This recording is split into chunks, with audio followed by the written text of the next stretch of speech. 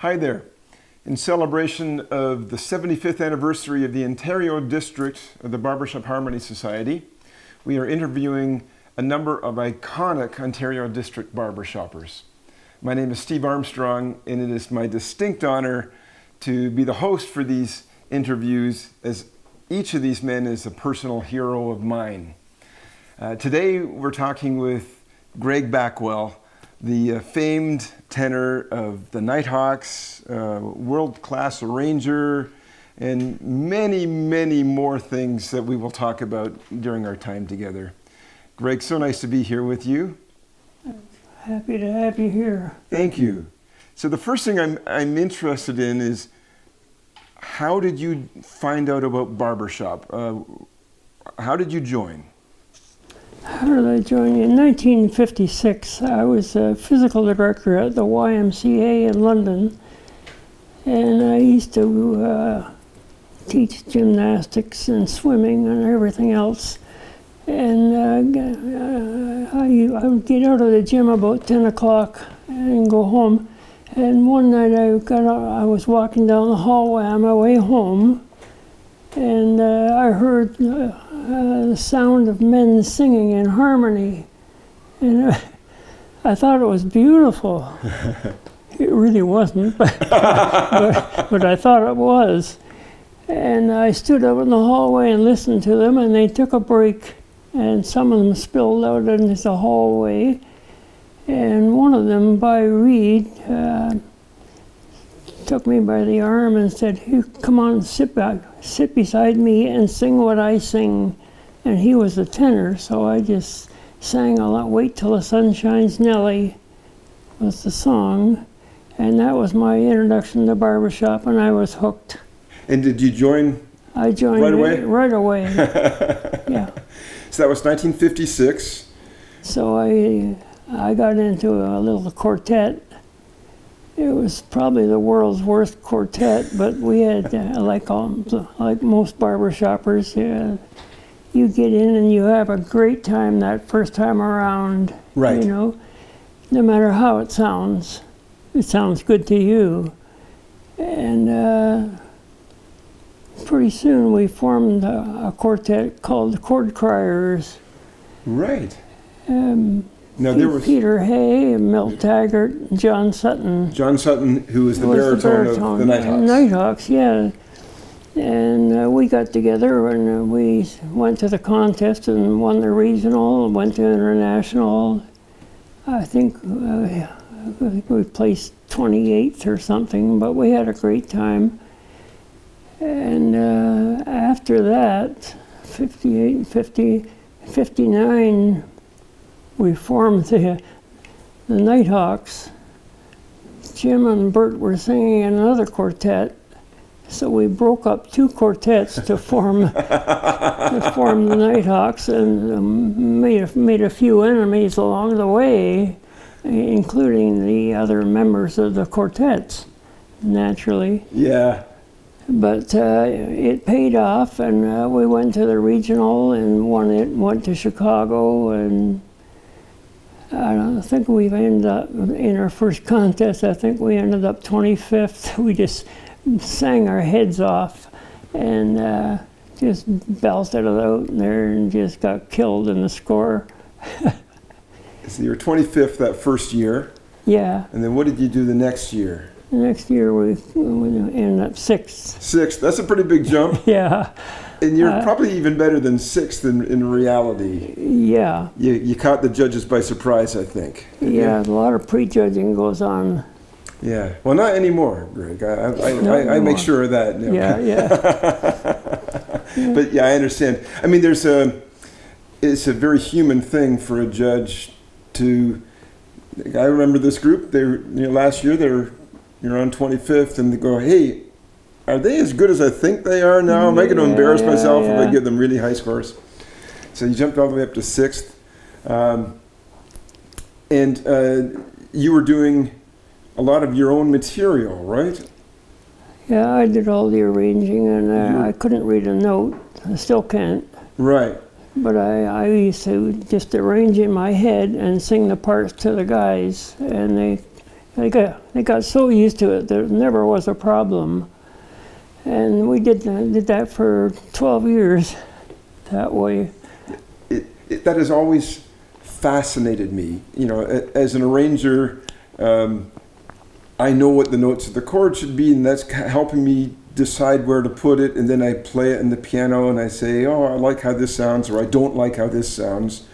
But to be able to hear it all in your head the way you do, and then just write it down and get such a great product at the end, I'm just in awe of that. Yeah. Yeah. And nobody would believe me when I told them that story. You know? Well, I've seen when you write down your arrangements, you basically just kind of write down quarter notes for everything, right? Yeah. Yeah, and then you do like a line underneath it if you think it should be a longer note, and a dot for a shorter note. No, I thought I saw that. No, if I wanted it held longer, I just underline the word. Right, underline the word. Okay, I thought the word. Oh, okay, right. Well, it worked. I've sung some of your arrangements, and I absolutely love them, and they've stood the test of time. They have, yes. Yeah, people still sing them. We got. We suffered because of a couple of reasons. Buddy, Can You Spare a Dime? We got a big time penalty on that, and it really hurt us. Cost us a medal that year. Okay. So things like that. Where if you know what you're doing musically, you don't get caught like that. Right. But that was, your arrangement of Brother Can You Spare a Dime is one of the famous arrangements, and that tag is one that people still love to sing. The audience just went nuts. They just were up on their feet and screaming and yelling. Right. So I know, as chair of the judging program, I shouldn't say this, but who cares what the judges thought? Yeah, but it did cost us a medal. Yeah, but you got a few others. Yeah, I have no complaints. Right. I got away with murder, really. So the Nighthawks sang several years in contest and won many medals. The highest you placed second. Second. In 1963 in Toronto? 63 in Toronto. Right. And many, one of the things when we did this Legacy Quartet contest a couple of years ago, one of the things that motivated that was, who is the great uncrowned champion? And, as Canadians, we've always considered that to be the Nighthawks. You may not know this. When I first joined Barbershop, it was in the summer of 1976. I went to my first convention that fall, and the first record I bought was the Nighthawks. So I was 14 at that point. I took it home. Every day after school, I'd come home, I'd put the record on, and I'd sit there and I'd listen. Wow. And then I'd sing along. And I was singing tenor, so I was singing with you. And we were singing that tenor part together. And those years, eventually I bought other recordings too, but those years of listening to excellent examples of Barbershop, I'm sure did a lot for me to develop an ear for it. Well, I'm glad I was a part of it. That's great. So tell me some of the experiences you had with the Nighthawks. I guess one of the main experiences was the trip over to England. We were invited to sing a command performance for Prince Philip, the Duke of Edinburgh. And this was back in 1960, so it was a really big deal for a barbershop quartet to go across the ocean to over there and sang for the Duke. It was a spectacular setting. He was the guest speaker, and we were the entertainment for this huge gala affair. And he was fabulous. He was really interested in barbershop harmony. It was amazing. Wow. It was quite an experience. Now, you had mentioned earlier an experience with the Osmonds.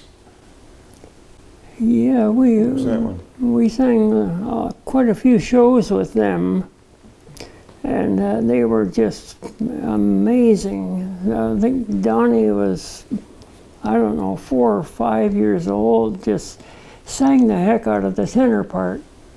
They were all little kids, so they pitched everything way up high. Right. So singing tenor to that was just he was just screaming his head off, and it was just a thrilling sound that they had. Amazing kids. They could really lock and ring, couldn't they? Yeah, Yeah, they were to have great. those years at that age. Well, we did a show with them, and back.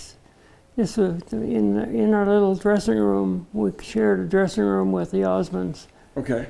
and I heard them warming up, and I thought, these guys have got to sound great singing something like the Auctioneer. So I went over and taught them slow motion, $35 bid and then a $40 40, and they picked it up like that. And after the show, we came back into the dressing room, and they said, "Listen to this." And they blew the pitch, and $35 bid and then a $40 40. And they rattled it right off. And did they sing it on the show? No, they sang it the next show, though. We sang 2 shows with them. Right. They sang it on the next show. Wow. They learned it that day and they sang it on the show. They were sharper than any men's quartet I ever met. And is there more to this story? Yeah. I heard there was more. I heard the next day they went and sang it on the Ed Sullivan show. Oh, they did on Sunday. They sang on the Ed Sullivan Sunday show. night, yeah. On TV, a song that a really hard song that Yeah, they learned the day we before. sang Friday night and Saturday night to 2 different cities, Right. and then they went to New York and sang on the Ed Sullivan show Saturday night. The Nighthawks sang from the early 60s. What year did you start? Oh, in '59. And so 59, and then when did you stop singing together as a quartet? About 69. 69, so 10, 11 years Yep. together. Yeah. Yeah. I'd like to do it all again, I'll tell you. I would love to hear you sing live. Oh. Yeah. Yeah, Yeah, I'd give anything to do it all again. yeah. Yeah, it's kind of like I'd give the world a start all over back in the old routine, right? Back in the old routine. Back in the old routine, yeah. Yeah, that was probably my first arrangement. Is that right? Yeah. Wow. Well, that was a good one. And you, because you went all the way through, and then you repeated again and did a patter chorus, right? If I remember. Yeah, I right. wrote all the patter stuff. And, Yeah? yeah. That Very was a good. good song for us. At some point along the way, you ended up singing baritone with the Gentleman's Agreement. Yeah, well, the gentleman's agreement, Al Rakop was the tenor, and he was a fantastic. He sang in two champion quartets, Right. Yeah, the Auto Okay. Towners. Auto First, Toners right? and a gentleman's agreement. Yeah, Right. and they used to call me and come up to London all the time to learn my arrangements. Did you teach them the same way? Yes. You teach them. Yeah, just by teach them rote. their part by rote. Sing parts. And then Glenn Van Tassel was moving away from Michigan down south, and they needed a baritone, so they called me and asked me if I wanted to sing. So I jumped in my car and went down. They were a great quartet. Had you sung baritone before? No, How did you like singing baritone I compared to loved it. tenor? Yeah. I loved it. So how long did you sing with the Gentleman's Agreement? It was a very short time, probably through maybe 3 years, maybe. Okay. But by that time, we were all spread out. One was living in Florida, one in West Virginia, one in Michigan, and me up here in London. Right. And so every weekend we would just get together in wherever the show was. Right. We were always booked 2 years in advance, but so it was never a problem. Yeah. Oh, I miss those guys. Yeah, all of those guys are gone now too, aren't they? Yes. Yeah, now that Drayton Justice died not just a few months ago. The best lead in history. Now, you spent some time as a chorus director too, with the London Men of Accord. Yeah, about 10 years. 10 years. Now, you did some of that, I think, some of the time you were the director on your own, and sometimes you shared that with Jim Turner? Yes. Yeah, in those days they used to record the quartets and choruses in the order that they finished. Okay. And sometimes you'd end up in a hall, recording a hall all night long while the other choruses sang over and over and over, trying to get it perfect. That'd drive you crazy. But that was part of it. Right. So by the time we got to sing sometimes, we were all sleeping on the floor. you know what you sing on like then. Now, you told me the Nighthawks recording, that one that I bought, you didn't approach it like that. You didn't sing it over and over and over again. How did you make that recording? Oh, the CKSL had a studio, and one of the guys in the chorus worked for CKSL, so he said, come on down, you can tape it we use our equipment to tape it. So we went down there, and we sang one song after the other, 12 songs, once through each, and that was it. That was it. That's amazing when you think about the amount of time that people spend now. But the guys in the Nighthawks were so used to my doing that to them that it never fazed them. Right. They just thought it was routine. But no other chorus that I know or quartet ever did that. Who were your biggest influences when you first joined? Way back in the very, very early days, Jim Turner was directing the chorus. So obviously he was one of my big heroes. People that will have seen photos of the Nighthawks but never met the man, tell us what he was like so we could have an idea. Jim sang by the seat of his pants. He could read music. He was the only guy in our quartet that could read music. And sometimes he would help Bert and John with their parts. But Jim was a strange guy. His job was he worked for the City of London on the garbage trucks. Okay. Yeah, that's what he did for a living. Very few people know that. I guess they all know it now. But that was his job. He was a very basic guy. But when it came to Barbershop, he was just dedicated. Yes. Yeah, and he was a great guy to sing with. A brilliant, bright lead sound. Oh, very piercing. Piercing, yeah. You put him and I together. Yeah. It's really piercing. Now, Bert Ellis, I've met Bert, but only just to say hi and feel like I met one of my heroes. But tell us about Bert. Well, that's about all you get out of Bert is a hi. And because he never spoke very much. Yeah. But he was foreman at a factory called Richard Wilcox. Okay. He was a foreman down there, and he was one of those guys that you just loved to have in the quartet. Never complained about anything, and just did whatever you asked him to do.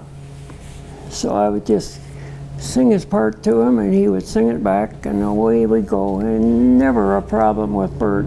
Wonderful. He's a great guy. And now what about John Sutton? I never met John. Never met John. Yeah. John was an apple farmer.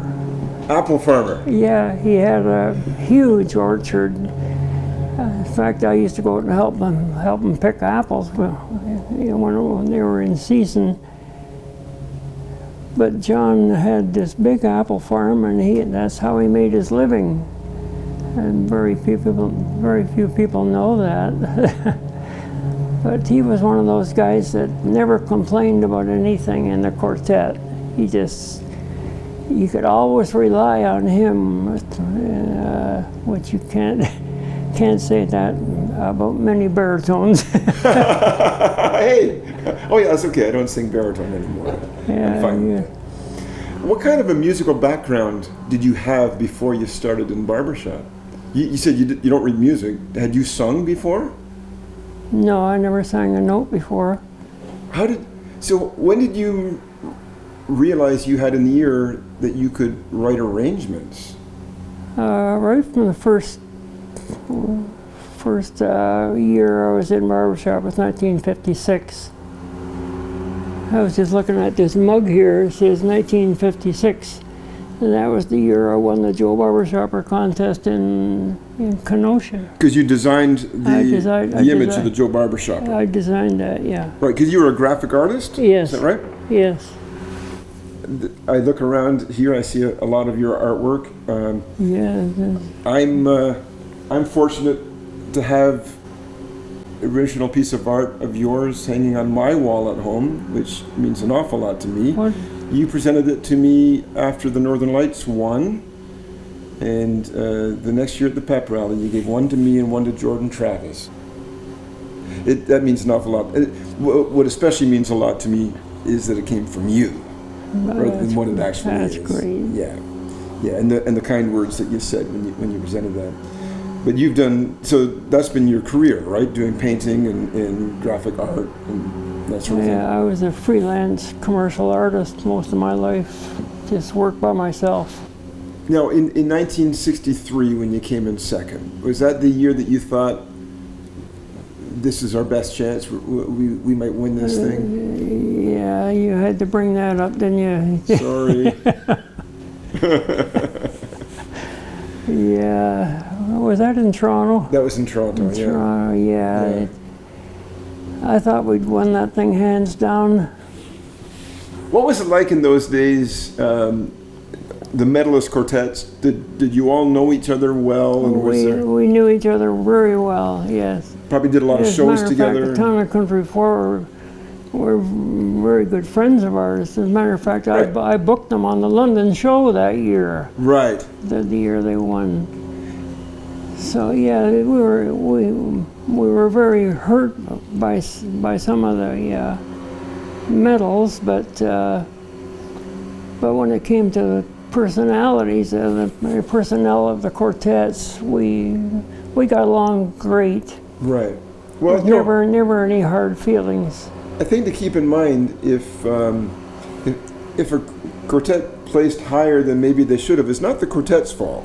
The quartet just went and did the best they could, right? It's maybe the judges made poor choices, but it's not the quartet's fault. So they're good guys. You enjoyed hanging out with them. Yeah.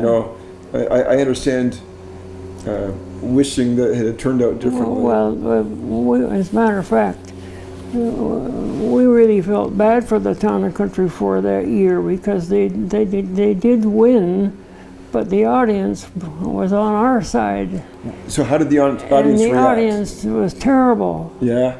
Yeah, it was. Did they boo? Yeah. Oh my gosh. Yeah. Yeah, it was awful. And we were backstage and just crying for the Town and Country Four. Here they just won the championship. Right. And the crowd is booing. Right, and like I said, it's not their fault. Oh, all they did is go out there and sing the best they could for 6 songs. And what are they going to do? Turn it down? Of course not. And an excellent quartet. Excellent quartet. Right. Yeah, and great guys.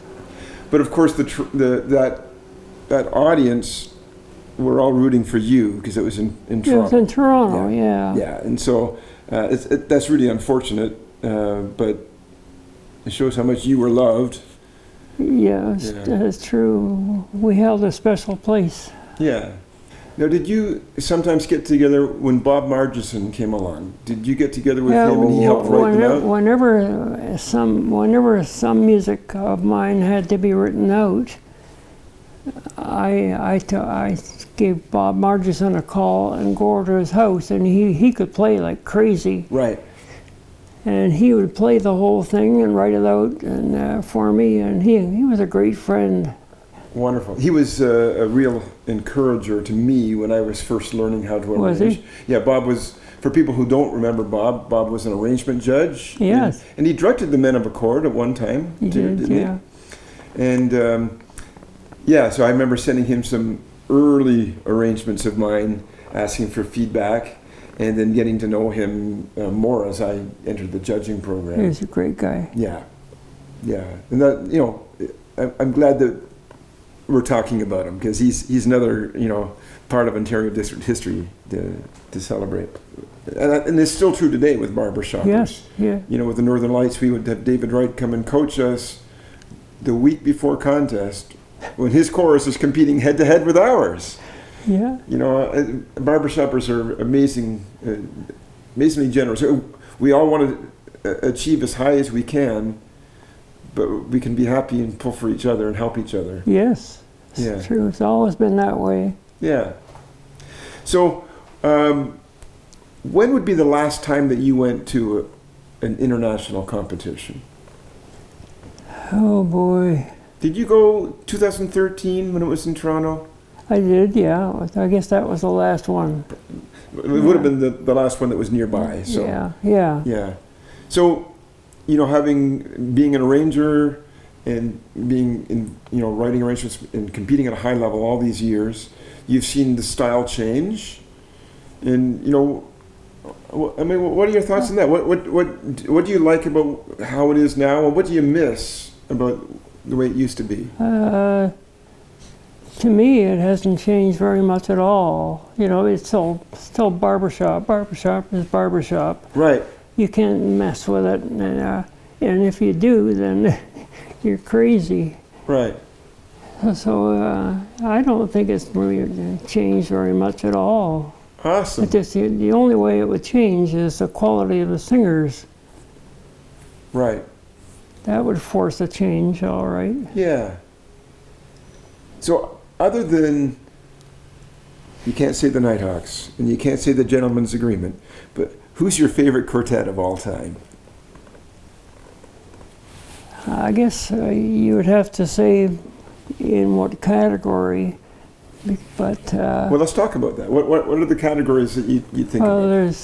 there's the straight barbershop category, and then there's the comedy, Right. So comedy, would it be mid-stage 4? Mid-stage 4, yeah. Okay. Hands down. Right.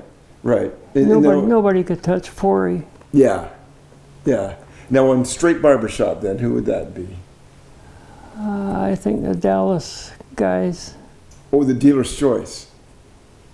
No, the chorus. The vocal majority. Yeah, vocal majority. Right. Yeah. That's pretty amazing, isn't it? Yeah, and to do it for so many years. So many years, yeah. Yeah. Have you met Jim Clancy? Yes. Yeah, he's a pretty wonderful man, isn't he? He is. Yeah. And how about quartet? What would be your favorite quartet? Santos would be right up there. As a matter of fact, the Nighthawks would be right up there. They would be right up there. And that might be the two best tenors of all time right there. Was Gene Colcroft a tenor that you admired? Yes. Yeah. He's a great guy, too. Yeah. I was fortunate to get to know him a little bit, and I'm so thankful for that.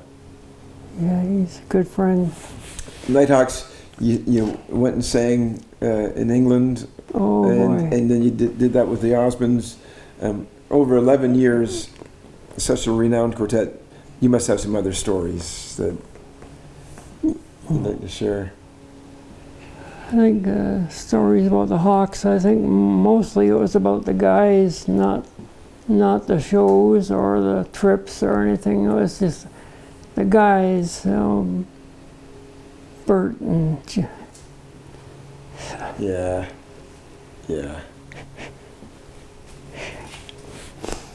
Bert and Jim and John.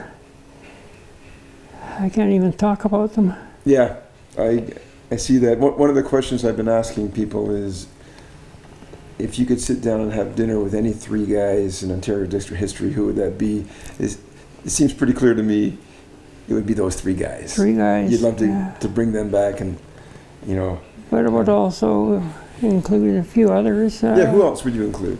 We'll give you a bigger table. It doesn't have to be bigger three. Table, yeah. I think O.C. Cash would be a great guest. Now, you wouldn't have met him, right? No, I never met him. Yeah, 'cause I don't know how long he was around and if there would have been any overlap. I'm not sure. Okay, so yeah, wouldn't that be amazing to meet O.C. Cash? Oh, God. Can you imagine, you know, if he would have had no idea that it would have lasted all this time. No, and what would have come out of his... Back in those days, they were just flying by the seat of their pants, you know, and loving it. Yeah. Loving it. So nobody pressured them to write anything down or do anything formally. They just got together and sang. Right. That's it. So who else would you invite? I think George Shields. He's a fantastic, not just barbershop, but he's a fantastic guy. Yes. You know, as a buddy, a pal, a barbershop buddy. Pretty hard to beat George. It is. It is. I mean, George has had such an impact in so many ways. You know, Order of Canada, I mean, that's pretty amazing. Yeah. All the work he's done for the charity project, and oh my gosh, yeah. Yeah, he's one of a kind. Yeah, that's a great group. I'd love to just pull a chair up to the edge of the table. I won't say anything, but I'd just like to listen, especially when the four of you start to sing. I want to hear that. Now, you were telling me earlier a story, I think it was a show with a gentleman's agreement, something about a bird. Oh, a duck. A duck. Tell us about that. Yeah. It was an outdoor show, and a duck came by, and we were singing a medley that included something about a duck in the thing. And as soon as we said the word duck, this duck came right down, right at the microphone. Did it crash land? It knocked itself out. Oh, no! Right in front of you. Yeah. Could you keep singing? No, Bob, this is a gentleman's agreement, and Bob he picked it up and carried it off stage. And in the middle of the song, you just stopped, you picked it up. And every quacking duck and then that part. Yeah. Is that from Fiddler? Fiddler on the Roof. Right. Yeah. Right on cue. Right on cue, yeah. It hit a light standard and fell right down right at our feet. That is, you couldn't write that. That's amazing. In Toronto, as a matter of fact. Oh, is that right? Yeah, down at the lakefront. Oh, yeah, the CNE or Ontario Place. Lakefront, CNE? Yeah. Now, you were telling me that you oftentimes, like, you guys would charter a plane. Many times we would charter a plane if we were going to a chapter in the States that didn't have a huge airport, you know, or we couldn't fly a big plane in. And we did a lot of little shows, and John Sutton was the baritone of Nighthawks. He would look into all that and book it, and book a flight out of London with a small 6-seater plane. Right. And of course, that opens up a whole mess of problems because a 6-seater plane in rough weather is murder. Right. And you'd get halfway to a city, and the storm would come in, and it was, we just laughed our heads off through it. But when I look back, it was scary. Yeah. It was scary. So sometimes that weather, well, first of all, you would do sometimes a show in one city on Friday night, and then a completely different And Saturday city. night and Sunday afternoon. And Sunday afternoon. Yeah. Now, you told me one time, because with this bad weather, there would often be delays. And one time you basically got there kind of as the show was ending. Yeah. Yeah, we did a few close calls. That one you're talking about is, I forget the city, but we got there. We finally got through the storm and landed in another city, and rented a car and sped over to where the show was. And by the time we got into the hall, they were singing "Keep America Singing." The show was over. And then the MC came off stage and saw us and said, "Hold on," and he ran back out and he said, and he let us sing a song for about 10 minutes while we got changed, and we came out and sang for an hour and a half. that audience got a great treat, didn't they? They loved it. They just loved it, the fact that we would do that Right. after a really rough flight. Right. But you told me the quartets in those days did it for the love of singing. Basically, you'd get your expenses paid, Yeah. and that was it. No performance fee. That was about it. We never made any money Right. in 12 years. And going in a way like 3 shows in a weekend. Yeah, sometimes yeah. 3 shows. Yeah. Friday, Saturday, Sunday. Yeah. We absolutely loved it. It was hard on our families. I don't know how they put up with it. Right. No, I understand. Yeah, that's a commitment. It's the love of the music, the love of and performing, and It was especially hard for John because he was self-employed. He had a huge orchard, Right. How did he manage that? and if it was apple picking time, boy, it was his wife was ready to kill him. Did you guys go over to make it up for him? Go over there and help him pick apples? No, But you rehearsed there sometimes. we rehearsed there a lot. Yeah, I heard that you would rehearse there and you'd stay there a long time. yeah. How late would you sing? Oh, 3 or 4. It was routine. We would, in fact, it got to the point where, after a few years, we were together for about 12 years. But after the first couple of years, we got into a real habit of singing late.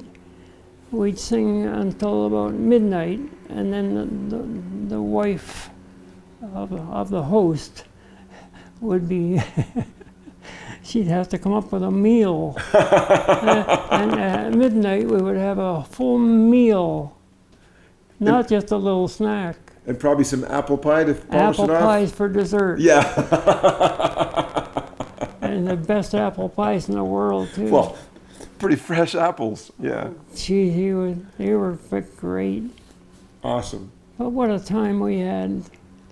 I can't remember a time when the quartet Nighthawks ever had crosswords. Yeah? Never. That's incredible. 12 years. You think all that time together and all those experiences. Yeah, and Yeah. we were living together practically from Friday till Sunday night. Right.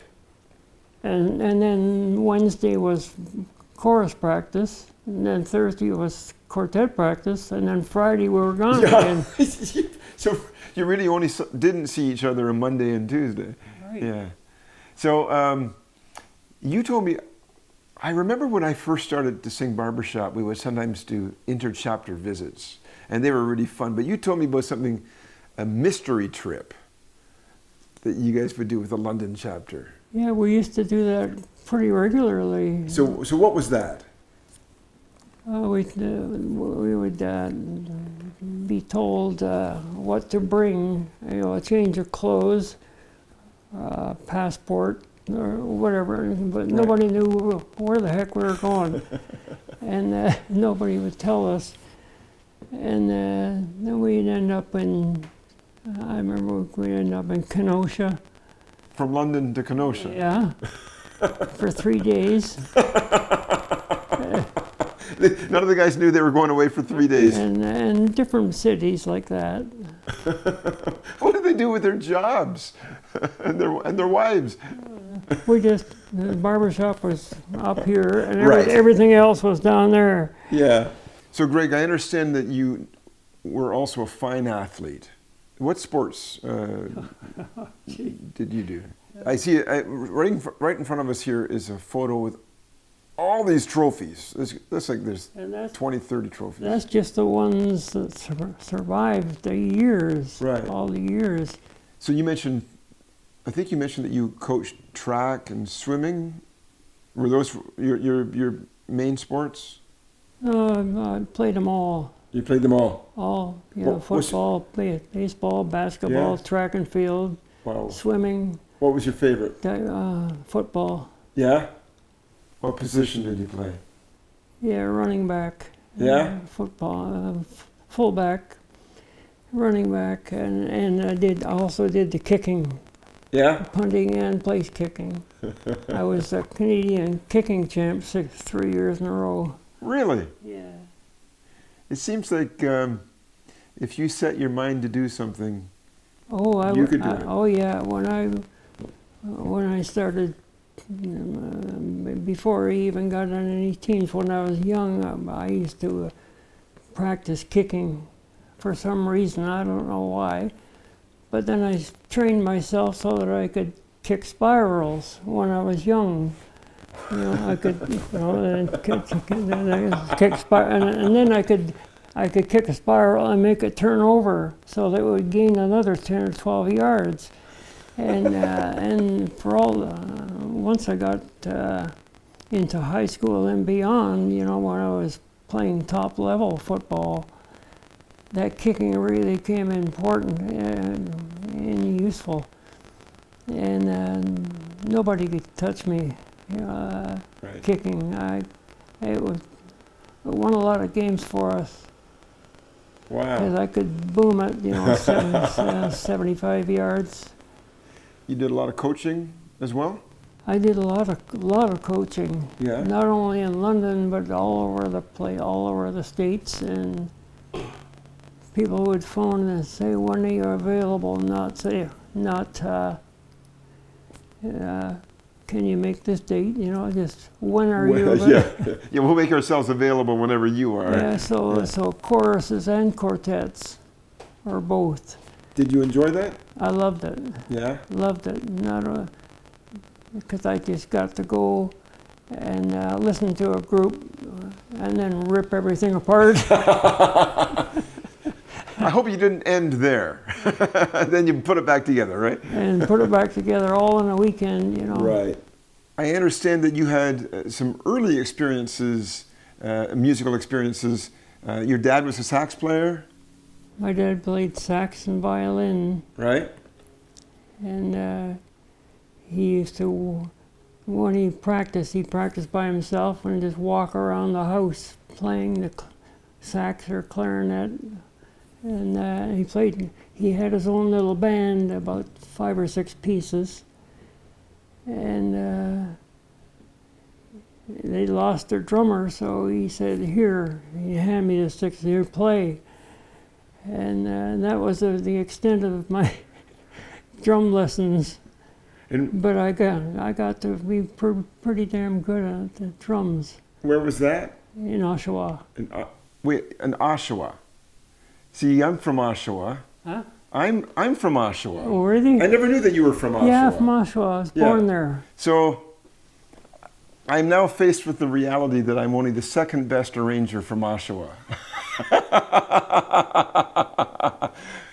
I understand you were actually, at least at one time, you were in the Guinness World Book of Records. Is that right? We're talking about sit-ups. Sit-ups. You're in the world records for the most number of sit-ups? Yeah, How many did I you said, I think when I went into the book, I think it was about 11 or 12,000 in a row, like at one in a time? row, yeah.